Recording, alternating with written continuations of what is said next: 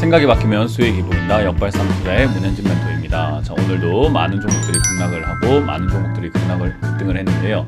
이런 과정에서 우리가 가야 할 길 상한가에 들어간 종목들 체크해보면 답이 나오겠죠. 도움이 되신다면 좋아요와 구독 그리고 알람 설정까지 반드시 부탁드리면서 바로 출발을 해보도록 하겠습니다. 자, 그리고 이번 주 토요일이죠. 토요일 오후 1시에 제가 무료 강연 준비했습니다. 많은 분들 오실 수 있도록 강남에서 준비를 했는데요.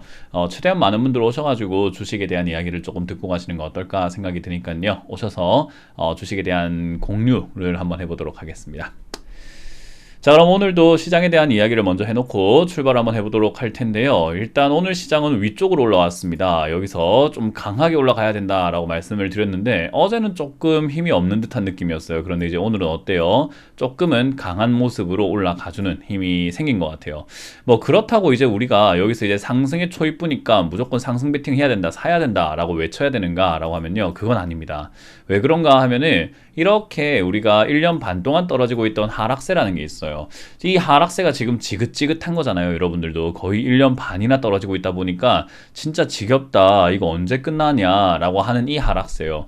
요 하락세가 아직은 끝이 나질 않았습니다. 그러니까 당장 이 수개월 동안 뭐 봤을 때 한 달, 두 달 정도로 보면은 이 한 달 동안 머물고 있던 요 삼각형의 형태는 위쪽으로 돌아섰을지는 모르겠지만 추세상으로는 위쪽으로 완전히 가고 있는 것은 아니기 때문에 상승의 뭐 씨앗이다 또는 상승의 시작이다 라고 보기에는 역부족이다, 이 말입니다. 그래서 지금 이 자리에서 당장 양봉 나왔다고 해가지고 매수에 임해야 되는가 하면 그건 아닙니다.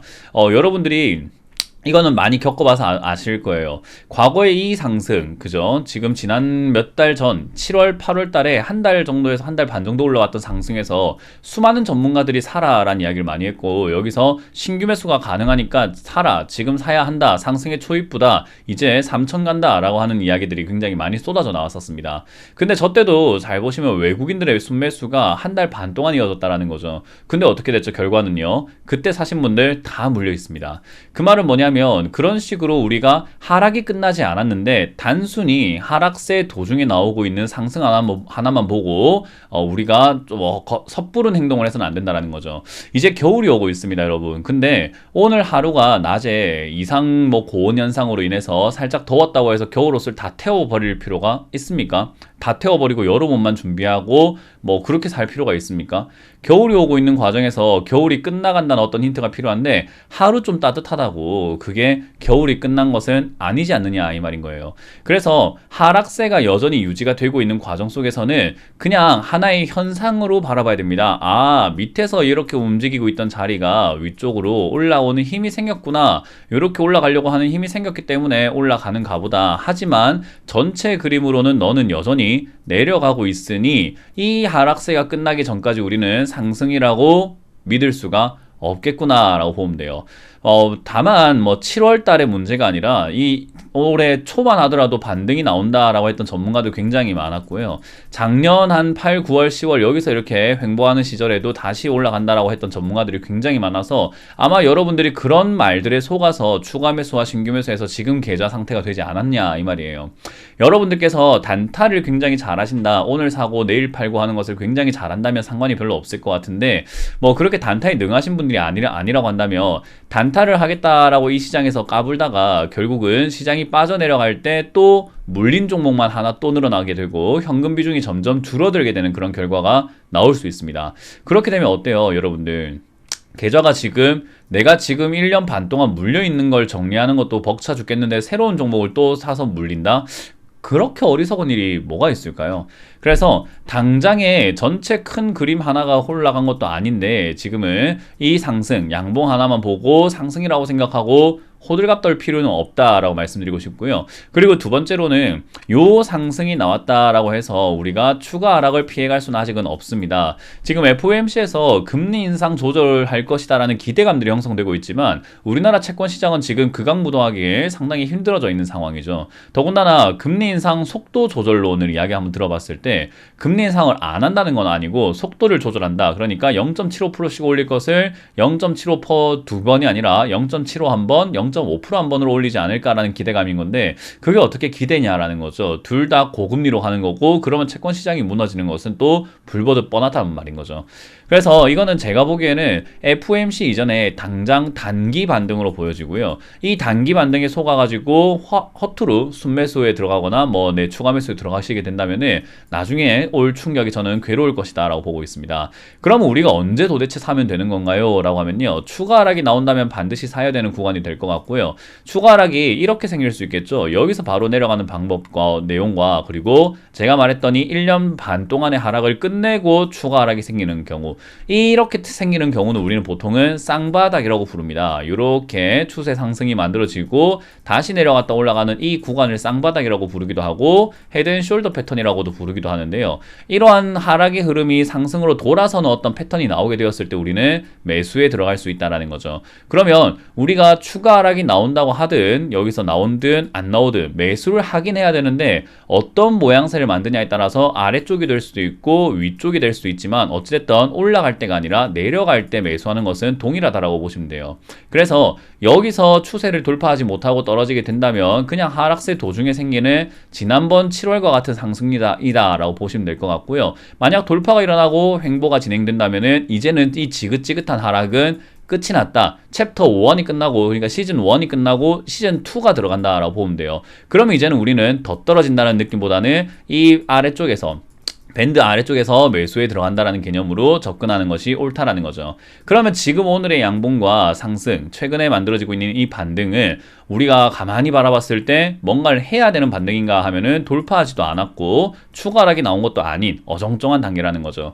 그래서 여러분들 1년 반 동안 기다렸던 그 계좌 손실률 막 70%, 뭐 50%, 60% 나와 있는 그 계좌를요 살려내기 위해서는 지금 이 구간, 제가 네모를 그리고 있는 이 빗금 치는 구간에서는 사실 할 게 없다라는 것을 반드시 명심해야 되고요.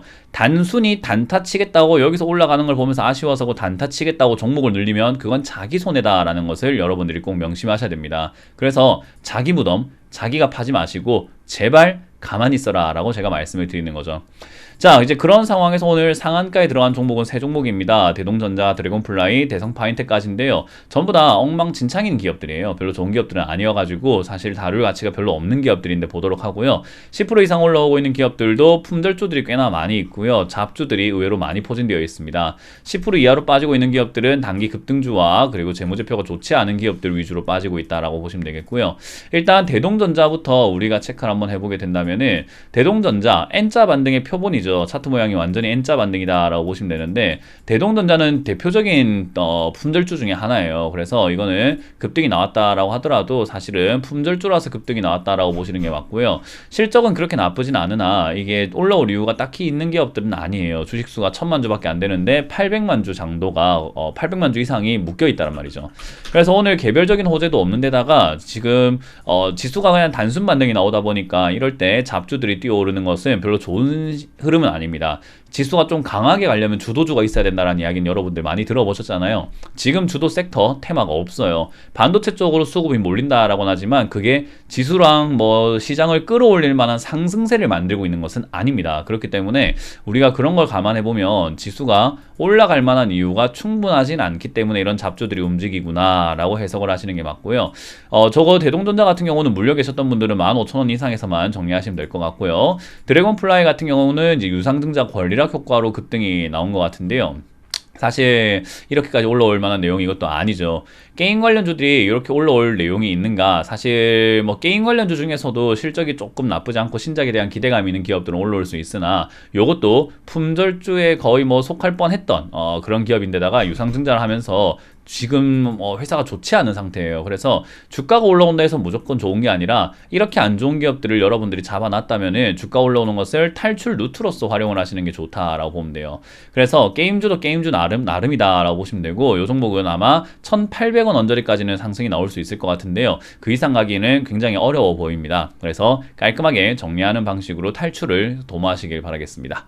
자, 그리고 대성파인텍입니다. 대성파인텍 같은 경우도 사실 올라올 이유가 별로 없는 기업인데요. 마그나라는 고객사가 있는데 그 고객사가 공장을 뭐 늘리겠다라고 해가지고 급등이 나온 거예요. 근데 그게 마그나라는 회사가 공장 확장을 한다고 해가지고 사실 이 기업에 엄청난 수혜가 될 것인가라고 하면 그건 아니거든요.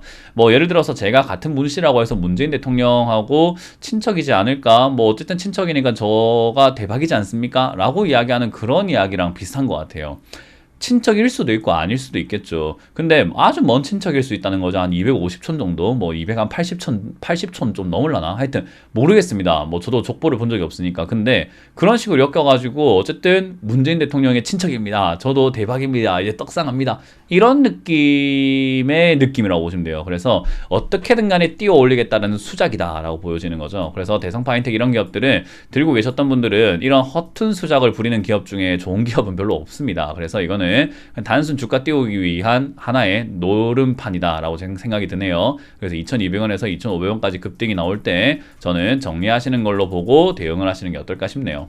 자, 이렇게 보니까 어때요? 지수가 올라오는 거에 비해서 역시 여전히 잡주가 판을 치고 있죠. 여러분들 역발상 투자를 오래 보신 분들은 알 겁니다. 지수가 이렇게 올라오는데 잡주가 판을 치면 빠진다. 지수가 올라오는데 잡주가 판을 치면 빠진다. 지수가 올라오는데 잡주가 판을 치면 빠진다. 여러 번 경험하지 않았습니까? 그 경험 믿으세요. 경험은 배신하지 않습니다. 그래서 그게 바로 통계라고 하는 거죠. 우리가 주식을 공부하는 이유는 이런 경험을 쌓고 데이터를 쌓아가지고 이게 지금 이렇게 되면은 저렇게 해서 불리하구나. 이게 이렇게 되면은 유리하구나라를 조금 더 알아서 남들보다 좀 더 알아가지고 미리미리 선제 대응을 하기 위함이죠. 그래서 지금도 지수는 올라오는 것 같지만 잡주가 판을 친다라고 했을 때 저는 역시나 추가 하락의 충격은 있을 것 같다라고 여전히 말씀드리고 싶습니다. 지금 상황, 경제부터 해서 모든 것들이 좋지 않습니다. 그게 반영되고 있는 걸로 보입니까? 저는 선반영 안 되고 있는 것 같은데요. 그래서 앞으로 반영이 될 내용들이 더 많다라고 말씀을 드리면서 조심하자라는 이야기를 아직까지도 저는 유지하도록 하겠습니다. 어떤 분들은 제 악플러들은 이렇게 생각해요. 뭐 틀린 거를 인정해라 라고 이렇게 생각할 수 있지만 하루 올랐다고 인정할 수는 없습니다. 여기가 돌파가 된다면은 제가 생각했던 추가 하락은 아닐 수 있겠어요. 그래서 돌파가 되면은 그때는 제가 틀린 거죠. 추가 하락이 나올 거라 생각했는데 안 나오는 거니까. 과거에도 그랬거든요. 여기 2020년 10월달 하락이 나올 거라고 생각했는데 안 나왔습니다. 저 때 틀렸다고 인정을 했죠.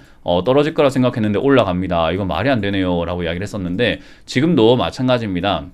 돌파가 일어나게 된다면은 거기에 맞춰가지고 또 전략을 짤 겁니다. 그래서 짜고 난 다음에 아래쪽에서 다시 접근하는 방식으로 매수 포인트가 바뀌는 것뿐인 거예요. 다시 말씀드리지만 아래쪽으로 떨어진다면 매수 기회, 올라갔다가 빠진다면 여기가 매수 기회가 되는 거. 그래서 어떻게 모양을 만드냐에 따라서 매수 위치가 달라지는 거다라고 생각을 하시면 되겠죠. 그래서 여러분들도 무조건 이렇게 된다 저렇게 된다라는 점쟁이처럼 또 점쟁이 말을 듣는 것처럼 전문가를 활용하지 마시고 전략을 짜는데 도움을 받아가시는 것이 가장 좋은 거다라고 보시면 되겠죠. 그래서 지금은 아직까지는 뭐 여전히 하락세 도중에 있기 때문에 하루 올라왔다고 이 며칠 조금 이렇게 괜찮다고 해서 속는 것을 과거에 몇 번을 속아놓고 아직까지도 속을 겁니까? 라는 질문을 좀 드려보고 싶습니다. 이제 그만 속으시고 확실하게 보고 들어가는 여러분들이 되시면 좋을 것 같습니다.